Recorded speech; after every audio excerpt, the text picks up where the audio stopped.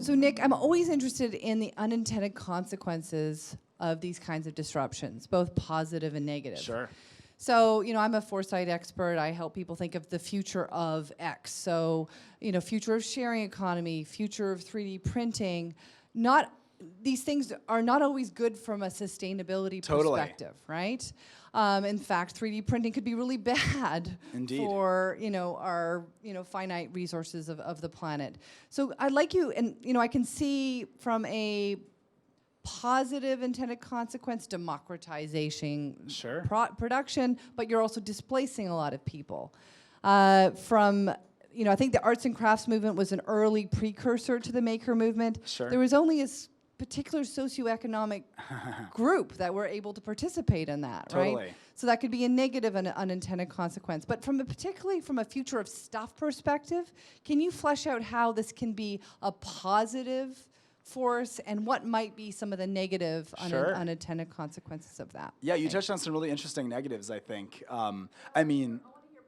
And how can we mitigate the negatives? Don't worry, I'm an optimist. Okay, good. Okay, all right. If you couldn't tell. So I think that in some ways I look at some of the maybe startups in the hardware space that I'm not that interested in, and I think of it as sort of a landfill production exercise.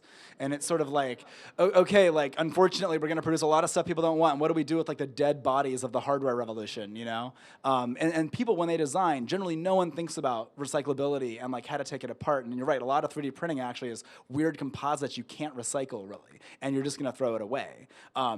We do have systems in place for how to do recycling and landfill and all of that. I think from a materials point of view, you can get more material. I'm not sure that it's like that much energy intensive versus that, but certainly 3D printing might be more energy intensive than some things. But I think the bigger point you have is sort of like displacement of work, and we have a kind of interesting thing at Plethora because in many ways, you could say we're taking the jobs of machinists ultimately, but we're also sort of making all these new jobs who work in the factory and also use our software. So as I think about it, as the economy gets richer and richer from a sort of richness of kind of texture in the ecology, like how complicated is our economy, over time, the sort of firm itself, we have to have more and more firms that do more and more weird, complex stuff, probably fewer people in each of them.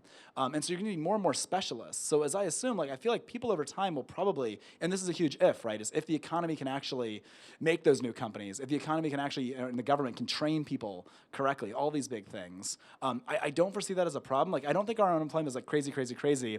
See, Jim, want to talk about basic income over here. Yep. But yeah, I agree. Basic income is really interesting, and we'll have to see if that actually can sort of be the gap filler between production taking people's jobs and then learning, hopefully bringing people into production, or maybe people don't need to go into production.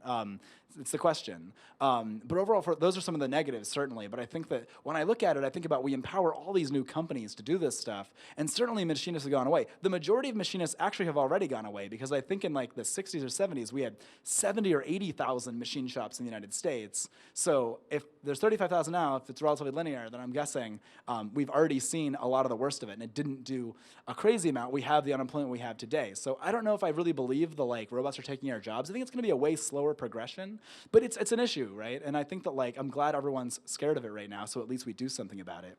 The positive stuff, I think, is just more and more ways of solving human problems are going to be deployed. I think about Plethora and companies like us that help the invention process at its core. If you can help accelerate innovation and invention, that means the entire economy speeds up. These tools are these levers by which we move humanity forward. And I feel like I wouldn't want to work in a company that I didn't think I got up every day and helped move humanity forward. So at least that's what drives me, is that big positive at the end.